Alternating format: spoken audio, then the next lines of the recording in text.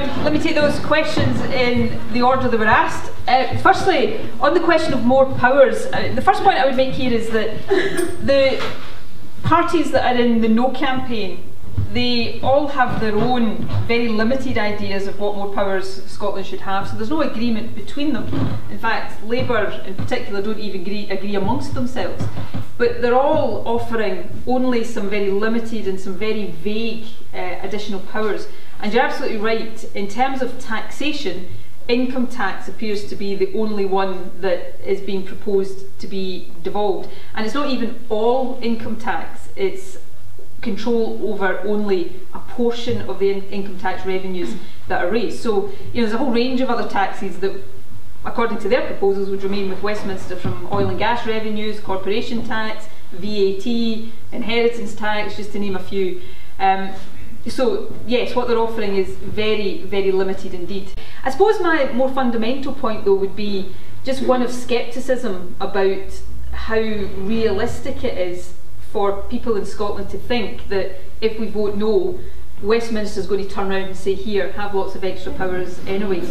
Now, maybe I'm just being a little overly sceptical there, but I find that hard to believe, because the parties that are now saying, vote no and we'll give you more powers, forget the fact that they're not really being very specific about what more powers and they're very limited. These parties fought tooth and nail to keep that option off the ballot paper.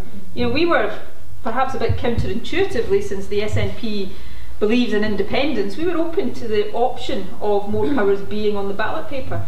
But the other parties said no way to that. So, if they had been so keen to give us more powers, then why would they have been so resistant to having that on the ballot paper? So I'm sceptical. I think if you want any more powers, and particularly if you want the powers that we really need to get our economy growing and to tackle inequalities in Scottish society, then the only way to do that is to vote yes, because it is the only option on the ballot paper that gives you additional powers, and it gives us all the powers. And we can then decide which ones we use and which ones we choose to share in partnership with others. That's what normal independent countries do. Lady at the back, I detect from your question that I might have a little bit of work to do to persuade you, but I'm prepared to try. I've been campaigning for Scottish independence all of my adult life, and we may disagree, but I'm sure we can respect each other's opinion on that. What I have never advocated is separation. That's not what I believe in. An independent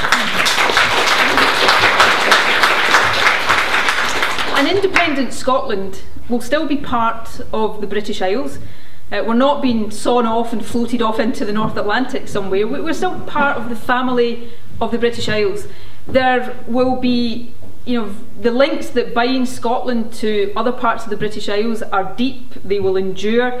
The family links, my grandmother was English, I've got family in England. The historic links, the wars we fought together, the things that have bound us down history, the cultural, all of these things don't depend on how we're governed. These are about people first and foremost, and those links will never be broken. So I don't advocate separation, and that's not how I see Scotland being independent. Scotland independent becomes an equal partner in the British Isles.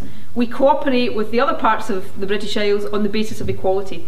And there will be many, many things that Scotland and England and Wales and Northern Ireland continue to work very well and very constructively together on. But we'll do that on the basis of equality, of being accountable for our own decisions and responsible for the things that we decide and don't decide. And I think that's thoroughly healthy. And I have always believed that Scotland being independent, far from being a bad thing for the relationship with England in particular, would be a really good thing, because we would no longer be able to do that thing which I'm as guilty of as the next person, but which really irritates me very often, and that is blame London for everything that goes wrong in Scotland, from the weather onwards. We'll be responsible, we'll be accountable, and we'll work with our friends across the British Isles in a spirit, I have no doubt, of harmony, and I think that's a good way forward. I'll answer the pensions questions, and I want to just make a related but slightly different point which is relevant to public sector workers, and that is about, are we going to choose years of further austerity or take a different path, which has got big implications for our public sector. But on the issue of pensions, I don't know which part of the public sector you work in. You're in the police. So I'm about to tell you things you know, but maybe not everybody here knows. The UK government took a very heavy-handed approach to pretty much unilaterally raising the contributions, the pension contributions that public sector workers had to pay. So that applied to the police, to fire, to local government pensions and to the NHS. At the time this was going through, I was health secretary, so I was very involved in it from the NHS perspective.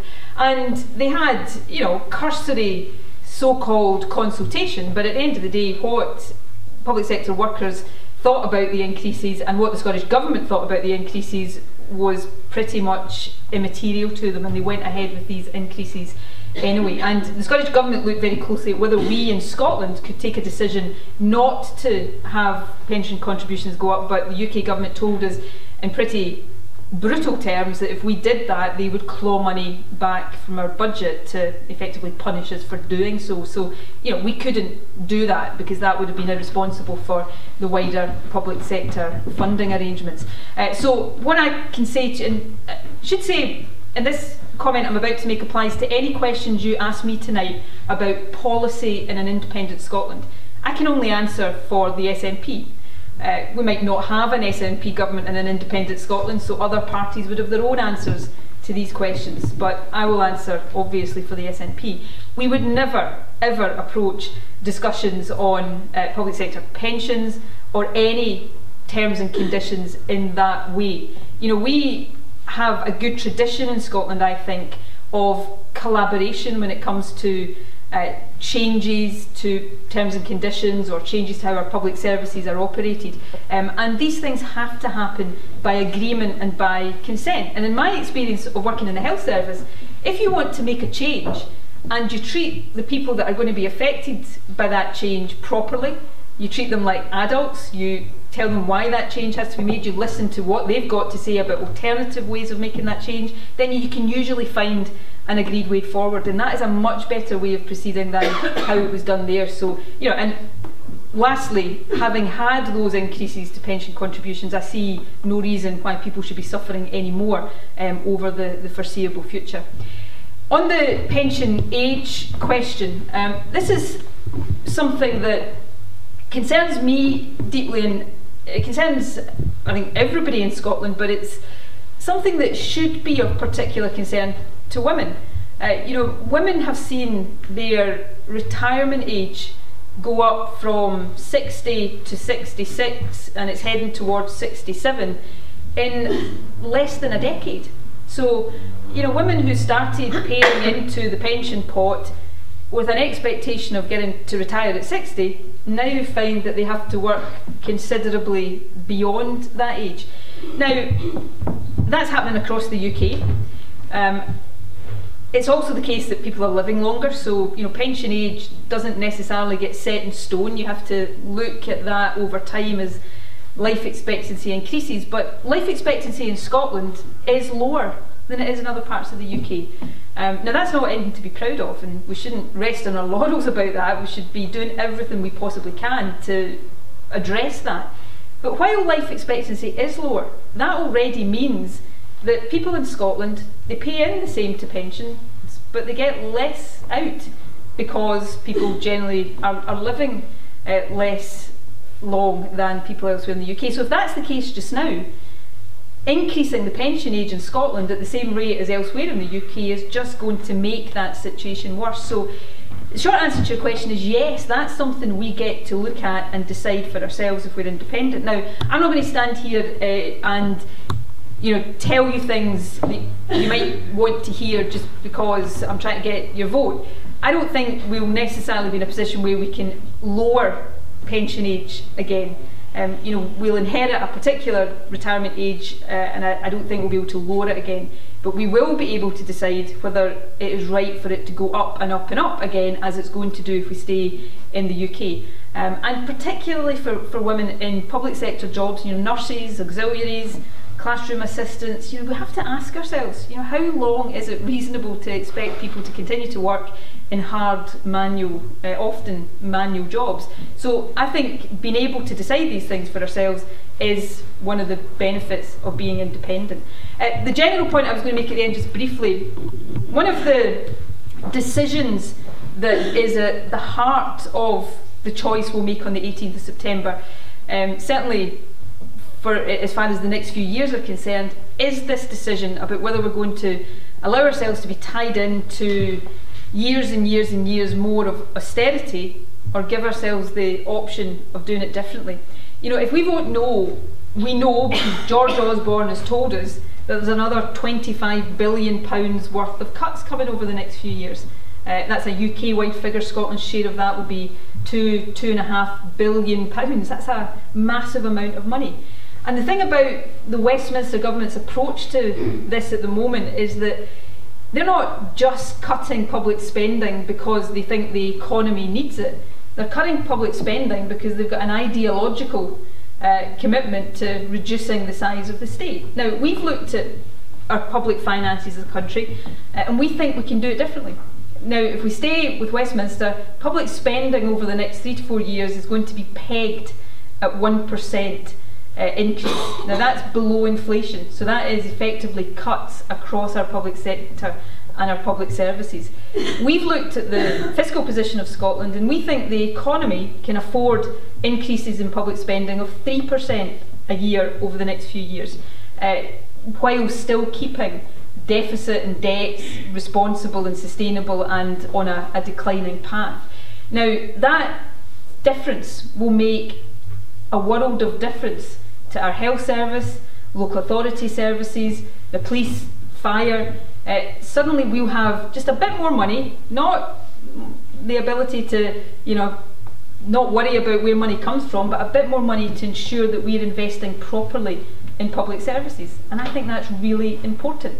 And if we don't take that opportunity, we do face the next few years of pretty severe cuts on top of the pretty severe cuts that we've already seen in the few years that have just passed.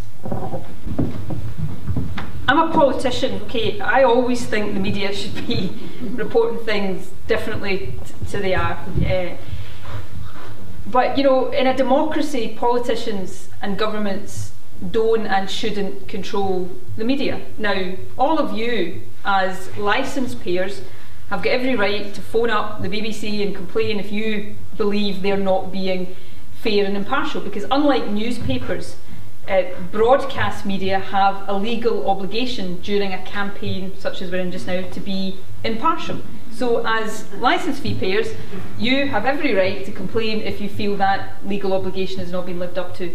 But however much we might get frustrated and irritated at the media, it would not be right in any democracy for politicians or governments to try to control what the media report. I kind of made a bit of a promise to myself. There's been a question about pensions in general. Does anybody have any other questions about the issue of pensions in an independent state? I might like to, although I've just said it wouldn't be right in a democracy. I don't control the headlines, and I don't control what the media broadcast or print. I do what probably every politician and many activists, if there are activists in this room, do. I rant at the television and I rant at the radio, but I try to limit that to just a couple of minutes every morning when I get up, and then I stop it, because I can't control that. What I do control are the number of doors I knock in a week, and the number of people I speak to, the number of leaflets I put out, the number of meetings like this that I speak to. That's how I can influence how people choose to vote in 4 weeks' time. So, I've got, as we all do, finite energy. I've got a fair whack of it, but it's still finite. So I'm going to use all the energy I've got getting out there and talking to people one-to-one and trying to persuade them to vote yes. And I'm not going to waste too much of it complaining and moaning about the media. That doesn't mean we don't try to get our message across as effectively as we can in the media. Of course we do. We've got teams of people that spend all day, every day, trying to make sure that we get a fair crack of the whip in the media, and we'll continue to do that. But this campaign, and I say this, I know there's lots of undecided people, some no voting people in the audience just now, so this comment is directed at those of you in this room right now who do want to see a yes vote. Don't waste your energy moaning about the media, tempting though it is. Use all of your energy to get out there and try to persuade people, because this will not be won or lost in the media. This will be won or lost on the doorsteps, in the communities, in the workplaces, round about Scotland. And if all of us just get out and spend all the energy we've got doing that, then I think regardless of what the media say or do over the next 4 weeks, we will win this. So that would be my plea to